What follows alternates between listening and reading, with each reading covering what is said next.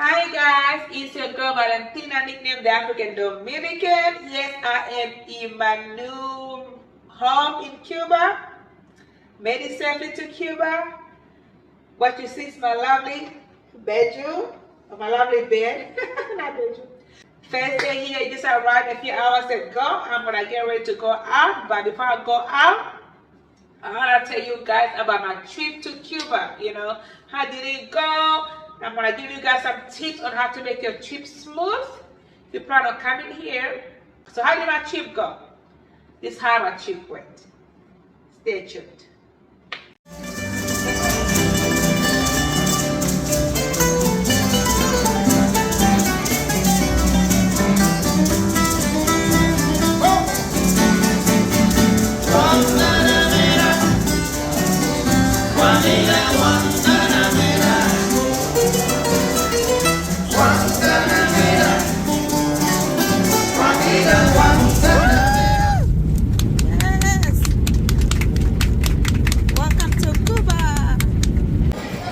Made it to Cuba.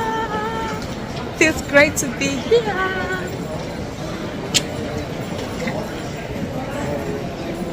Dream come true. It's my first time here, and I'm sure you guys are wondering, what are you doing in Cuba, Valentina? You like things. Yes, of course.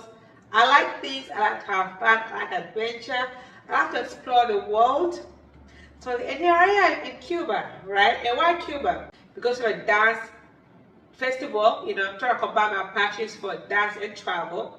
So dance and travel brought me to Cuba. But I wanted to come to Cuba a long time ago because of my history with Cuba. So my history is really Cuba's history. So I was like, I need to come here and pay respect to the Cuban people for what they did for me and my people. So that's why I'm here. Main reason, this was also my goal. I didn't have to go about it until I found out I can dance and travel. So I'm here with a group of people.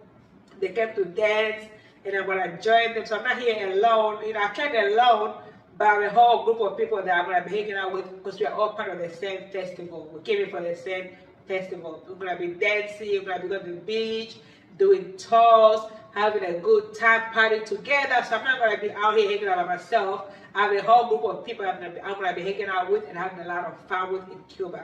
And I'm so excited. Let me tell you guys about my trip here. Many of you know that I was born in Angola, right?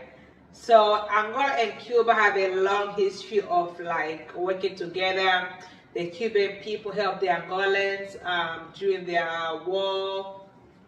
And also the Cubans helped Namibians, because I was born in Angola because Namibia was at war with South Africa, white South Africa during the apartheid regime, which I mentioned a lot on my channel. So make sure you watch those videos. So I was born in Angola in exile. My family friends and my country friends were Cubans. Cubans protected my life, helped me and other Namibians to survive the war, right? And also this war, the apartheid war, ended mainly because of Cuba, because of the Battle of Cuanavale, where Cuba beat South Africa's behind. And that's how they come to the table and come to an agreement to end apartheid. And of course, my parents, the SWAPO soldiers, also added pressure for so many years to bring independence to Namibia. So Cubans, Namibians, and other good people who were for the Namibian people helped to bring independence to Namibia and end apartheid in Namibia and South Africa. So I thought I need to come to this beautiful country, Cuba, and pay my respect, just to say thank you and see this country, because this country is probably one of the reasons why I even survived exile. And that men and Namibians were able to survive the war. Cuba and other countries really did a lot for Namibians and Angolans. I'm also part Angolan because my roots are also Angolan. But my parents are directly from Namibia, but also have Angolan roots too. So yes, I wasn't just born in Angola, I also have Angolan roots in my blood, So yeah, the Cubans have been friends of Angola for a long time. They are friends of Namibia. Fidel Castro really fought for the Namibian people, fought for the Angolans, fought for the South Africans. So I'm here to give my respect to the Cuban people, you know. I know some people don't like the government and what, but I'm just here for the people, you know. I'm just here to be grateful. I don't like politics anymore, because to me that's a dirty game. I'm just here for the people, for the humanity. So anyway, that's why I'm in Cuba. And also another reason why I'm in Cuba, actually two reasons. One, to pay homage, and I wanted to come here for a very long time. This is one of the countries also on my list of places to visit. I wanted to go to Cuba so bad, but I didn't have to go about it. And then until, you know, I have this newfound love. You guys know I love to dance and I love to travel. So, you know, now my new thing is to travel and dance. So they are having a dance festival here in Cuba for salsa, bachata, and kizomba. It's a week-long event. You can either come for the whole week or you can come for the weekend. You know, I was like, I'll come for a few days. I can't do a whole week just yet because I've never been to Cuba before, and I've heard so many things about Cuba, about, you know, so many things. So I was like, let me at least come for a few days first, get my feet wet before I can commit to a whole week or more of being in Cuba. Okay, so you probably want to know how was my trip to Cuba. All right, as you all know, I live in the USA, Washington D.C., the nation's capital. So I took a flight from DC to Miami. DC to Miami is like what, a 3-hour flight, and then from Miami to Havana, Cuba is like maybe 52 minutes. It's under 1 hour. It's a really short trip from Miami to Cuba, really close. So the trip was very nice and comfortable. I don't have any complaints. I was a little bit nervous about the documentation because before they let you check in, you have to present a barcode. They have to scan a barcode. So make sure before you go to Cuba, you need to go to a government website for Cuba and then fill out the customs form online. And when you fill it out, they'll give you a barcode. And make sure you either screenshot that barcode, make sure you save it. And then when you go to check in, you have to present that barcode. If they don't scan your barcode, they will not check you in, you will not come to Cuba. You'll be stuck there. And that's why you need to get to the airport early, because if I did not get there early, I probably would have missed my flight trying to now fill out this form, you know. So my Airbnb person did email me the link to fill out the form a week or two ago. I didn't think I had to do it like 48 hours in advance. So when I got to the check-in, they were like, "Oh, where's your code?" I'm like, "Oh my gosh, don't tell me I need 48 hours to fill out this form. I hope it's instant." I was so nervous. I filled out all the information, and then they gave me the code. I was like, phew. The code was instant. They gave it to me right there on the spot. I showed it to the check-in lady, and she checked me in just fine. All right. So then after that, you also need to get a Cuban visa. If you're a USA citizen, you can just buy, I guess, in the counter or check it at the airport. You don't need to apply in advance. It's really an easy process, right? So when I got the counter, I almost forgot to get my visa. Good thing they announced, if you need a visa, come to the counter. And I'm like, oh my gosh, I don't have a Cuban visa. So I went to the counter, and then they charged me for a Cuban visa. But let me backtrack. You guys now have two citizenships, I have Namibia and USA. If I use my Namibian passport to enter Cuba, I don't need a visa, right? I only need a visa for the American passport. So I was trying to wrestle between the two. Should I just enter Cuba with my Namibian passport, or should I use my American passport? So I called one of my cousins. She was like, "No, just use your American passport. You don't have any issues, you know, especially when you come back to America. You don't have to ask too many questions about why you didn't use their passport and why you use the Namibian one." I was like, okay, fine. But I still wanted to find out if that's possible, if it's possible to use another passport when you enter another country. And it is possible, apparently. You know, you can leave America with the American passport, right? And you can enter another country with another passport. And that's legal, that's fine, you can do that. So in my case, the Namibian passport does not require you to have a Cuban visa to go to Cuba. You can go to Cuba without a Cuban visa. So the Namibian passport allows you to enter Cuba visa-free. But the USA passport does not, right? So anyway, to cut the long story short, I ended up just telling the lady, hey, here's my American passport, I need a visa. And to my surprise, the visa was 100 USA dollars. I think it was like $30, right? I don't need to pay for this visa. So anyway, I already gave her my credit card, she charged it, and it was the wrong credit card because I have a lot of credit cards. I meant to charge this to my business credit card because it's a business trip, you know. Hey, you know, this is what I do for a living. I'm vlogging this business, you know. So anyway, she already charged my card. I'm like, oh, you know, I didn't want it to go to my personal credit card. I wanted to go to my business credit card. But anyway, to cut the long story short, somebody told me, hey, just ask them for next time if you can use the Namibian passport to enter Cuba and the American one. So I asked them, I was like, I have this Namibian passport. Can I use this to enter Cuba? They're like, oh yes, you should have given us the Namibian passport. Why didn't you give us the Namibian passport? I'm like, well, I don't want to get in trouble with the Americans. I don't want Americans asking me why they use their passport to enter Cuba. Like, no, it's fine. So I was like, oh man, and they're like, maybe next time you can use the Namibian passport.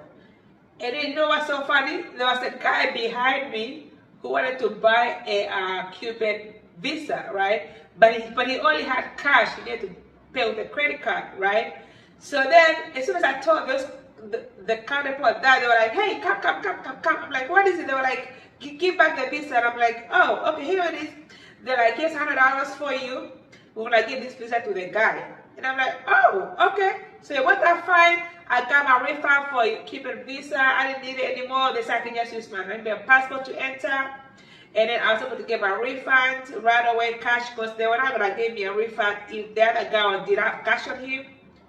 I would not have gotten my refund, but because that guy had cash on him and he wanted the visa, they were able just to like take my visa and then give it to him, and then give me the $100. So it worked out perfectly, right? It's like, yay! And then I had an extra money in my pockets to use in Cuba if I needed it, you know? Because you all know I cannot come here with my credit cards and visa cards from America do not work here. So I'm glad I had extra money as well, because I already had money, cash to change here. I had USA dollars to change here in Cuba, but I'm glad I had another 100 to add to that, just in case I need it. But if I don't need it, I don't need it. But at least I got my refund on the visa. That was expensive. $100 for Cuban visa? I'm like, why? Anyway, that's it. The American airline people told me to just, when I get to Cuba, just show them my Namibian passport, right? So I get to Cuba in the customs, and I pull out my Namibian passport, boom. And they guys look at it like, visa, and I'm like, Namibia. I mean, he doesn't speak English. I'm like, it's a Namibian passport. Why do I need visa? It had me waiting. He was looking at the passport. He was looking at his system, and I'm thinking, what is wrong? I don't need a visa to enter Cuba with a Namibian passport, right? So, and I'm like, oh my gosh, they're gonna deny me entry. They're gonna deport me from Cuba. Oh no, I was so nervous. I'm like, oh my gosh. I smiled. The guy smiled. I'm harmless. I smiling at him, being calm. You just let him know that, hey, I'm harmless. And I didn't know what he wanted. He's looking at maybe a passport, looking at his screen, maybe a passport, his screen.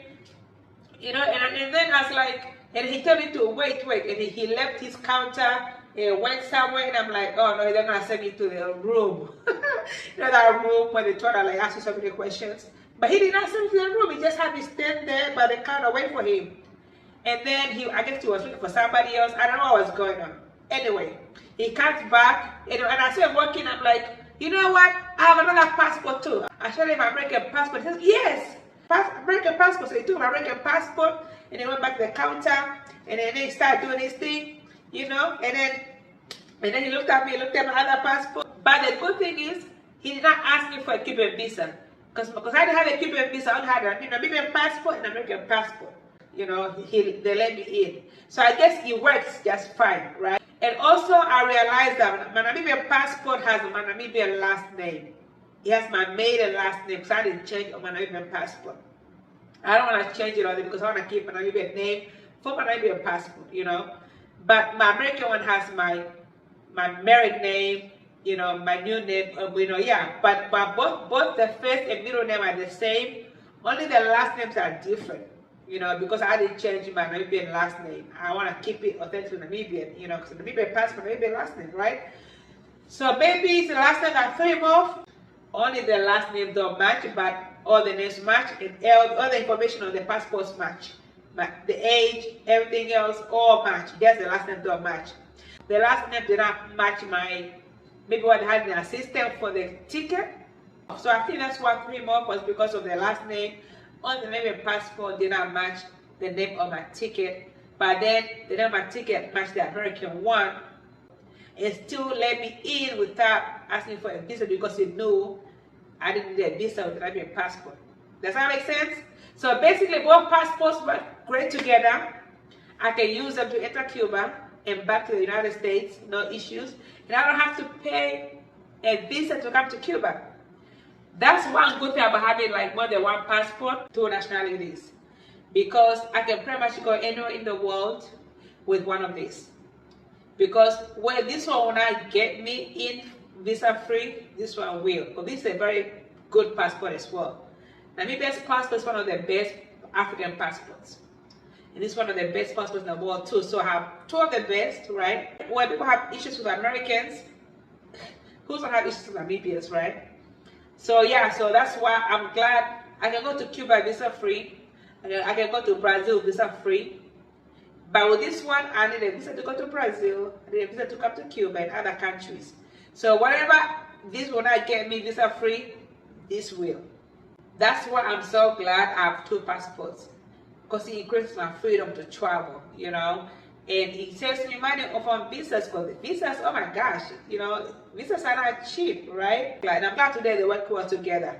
So that's my situation today. I made it out of the customs just fine. I had 3 nervous incidents on this trip. One was to fill out the form and get a barcode. I'm glad I kept early at the airport to fill it out. Otherwise I would have been rushing, maybe even miss my flight. But make sure you get that barcode so they can scan, others they will not check you in. Alright? And another scare was the visa, you know, like, oh my gosh, I need a visa, you know. Good thing I didn't wait till the last minute, or good thing they called it out, they want to apply for a visa. And then they were able to refund me at the same time, because I had this in my pockets, and I'm glad I brought to their attention, like, hey, can I use for the future? And they were able to accommodate me right there on the spot, because somebody behind me who needed a visa and they only had cash, was perfect timing, right? So that was scare number 2 that I made, that I worked out just fine. And then the last scare was me coming to Cuba, and then the immigration guy taking so long and looking all over the place. I'm like, oh my gosh, he's gonna deport me back to the United States. But good thing, you know, I have both passports and they're able to work together nicely. All right, that's my trip story, you know, how I made it to Cuba. I made it to Cuba just fine. And I gotta mention this, okay? Before you come to Cuba, you know, you have to come ready. And I'm glad I came ready. You know, I brought my snacks, my food, everything I need to use, I brought it. And I'm glad I did, because I'm not even hungry. I ate my food, you know, and I don't have to run around looking for food. So make sure you come prepared. Bring some snacks, bring your own food if you have to. I'm going to go to the store and see what they have later, but make sure you come prepared, all right? If you can pack extra stuff, maybe not on a first trip, maybe second trip, if you can, pack extra stuff to show the Cuban people, please do as well. You know, you don't have to, but maybe you want to do it on a second trip, third trip, fourth trip. And also, guys, your money. If you're coming from the United States, your credit cards, your debit cards, your American dollars, they do not work here. They're useless in Cuba, all right? So make sure you at least bring American dollars to exchange at the airport or in the streets. I was told by my Airbnb person and other people, do not exchange your American dollars at the airport. You're not gonna get a good deal, all right? Do it in the streets when you get to Havana. Ask maybe your Airbnb or whoever your contact is on the ground in Havana. Ask them where to exchange the money. You'll get more for your American dollars if you exchange it on the street.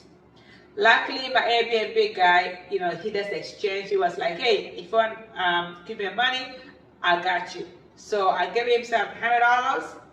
And for $100, I got this many bills of Cuban money, and I feel very Cuban rich right now. I'm like, I have all these Cuban bills. Oh my gosh, I'm so Cuban rich. Yeah, but he said, you know, you get you some stuff, but it's not like, it's not a lot of money. It's a lot of money, but it's not a lot of money. It's $100, you know. I forgot to mention the airport. So my Airbnb guy, very useful. You know, they're able to get me a taxi that they work with, a taxi guy who they work with. He was able to come to the airport and pick me up. He had a sign with my name on it. And I'm like, oh, there he goes. You know, so I was able to get here just fine. Taxi was already waiting for me. Brought me to my new home in Cuba, you know. And then I met my Airbnb person. He showed me around, told me everything I needed to know, gave me a free phone that I can use in Cuba because he already has internet on, he has a number on it, so I'm always reachable, and I can hotspot my own American phone to that phone as well. There's Wi-Fi in here, so I can use Wi-Fi here too. So make sure wherever you end up, just make sure it's a very comfortable place for you and safe. And Havana is safe apparently.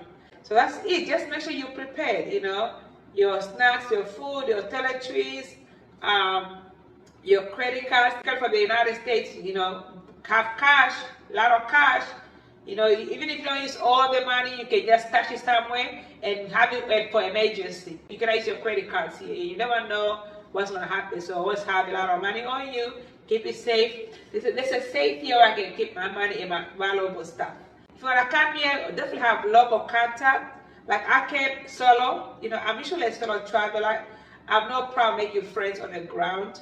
But I like to connect with people on the ground. Like, good thing I did the dance travel now, so I can just sign up for a dance travel festival and then meet up with a bunch of people, and then we become family while we're here. So you're not alone, you know. And also, American people, you are not allowed to stay in a hotel here in Cuba, all right? So you have to rent an Airbnb or stay in somebody's house. You are not supposed to support the Cuban government. So I'm in an Airbnb, and the event that I came here for is taking place in the National Hotel, which is like a few blocks from here. I can walk there, it's not far, right? But I couldn't stay with everybody in our hotel because, hey, I'm an American citizen, you know, I'm not allowed to. But maybe I could have stayed with my Dominican passport, since technically I'm both, you know. But let's not complicate things, and I'm glad I got the Airbnb because, hey, I got all my space to myself. I love this Airbnb, and I prefer Airbnbs to hotels anyway, because you get a lot of space and you feel like you're at home. What are my first impressions of Cuba? I'm going to tell you guys that in the next video, but I just got here. I need to freshen up. I need to go and meet my group people that we are here for the dance festival. And then of course we'll be having a lot of fun dancing, going to different parties in Cuba, go to the beach, we're going to tour the cities, we're going to live a Cuban life. Well, on the most part. And of course I'm going to bring you the best I can of Cuba. You know, I'm happy to be here. I'm so excited. This is a dream come true. Thank you, Lord Jesus. Thank you for bringing me to Cuba. Thank you for making this dream become a reality. Thank you for providing for this trip. Thank you, Father God, for making this possible in each and every way. I am so thankful, thankful, thankful. All right, guys, it's your girl Valentina, nicknamed the African Dominican, and I will see you in the next video. Bye. Don't forget to like, share, and subscribe. Love you guys.